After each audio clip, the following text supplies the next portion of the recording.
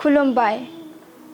गोजोन फुंबिलिनि गासैबो बड'लेण्ड बुब्लिनि अनसायगिरिफोरखौ बरायग्रोबाय।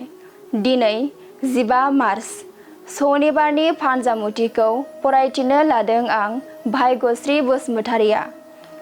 फानजामुथिनि गिबियाव दं मेष राशि। नोंथांनि मोजांखौ नुनानै सुथुरा हिन जागोन। सुथुरा नोंथांखौ नाख्रेबनो नाजागोन। बृष राशि। मोनखानाय मुवाखौ खोमाना लाफिननांगोन। गोसोआ जोबोरैनो दुखु मोनखांगोन।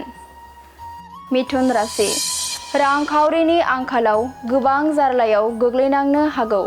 साना जेथो गोनां जागोन। कर्कट राशि। नोंथाङा गोथार खामानि मावनो हागोन। गोदान मिजिं लाना आगान सुरलांनो हागोन। सिंह राशि। रांखावरिनि आंखालाव गोग्लैनो हागौ। गुबुननिफ्राय दाहार लानांनो हागौ। गाज्रि सान। कन्या राशि। बेफार फालांगियाव मुलाम्फा गोनां सान जागोन।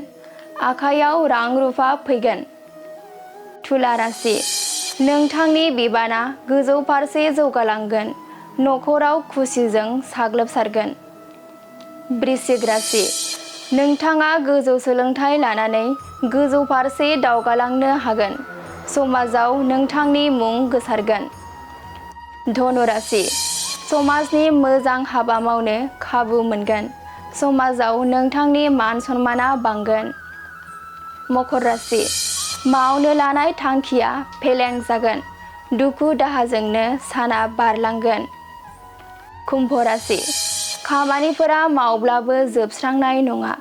नोंथाङा देहाखौ जोबोरैनो खस्थ' मोनगोन। मीन राशि। हाबा जानो गोनां बैसो जानाय दंब्ला हिन्जाव मोननायनि आसा दं।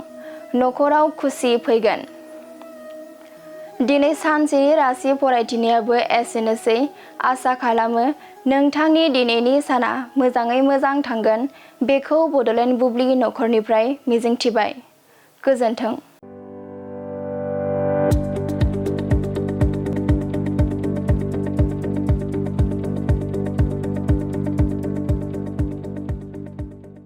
गोजोनथाव खौरां। माइ सथा स्कुल एबा आंनि फिसा फरायसालिया लानानै फैदों मोनसे गोजोनथाव खौरां।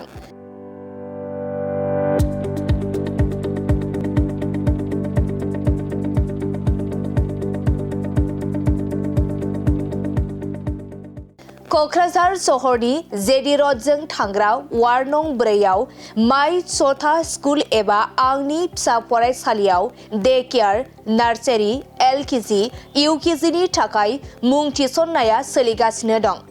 बे माइ सथा स्कुल एबा आंनि फिसा फरायसालियाव फरायसा फरायसुलिफोरनि थाखाय गोबां सुबिदाफोरबो दं।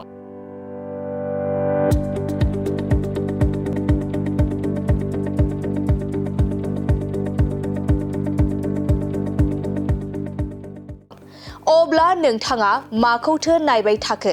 नैबे माइ सथा स्कुलाव नोंथाङा नोंथांनि उन्दै गथ'साफोरखौ मुं थिसननो थाखाय साखाफारा जादो।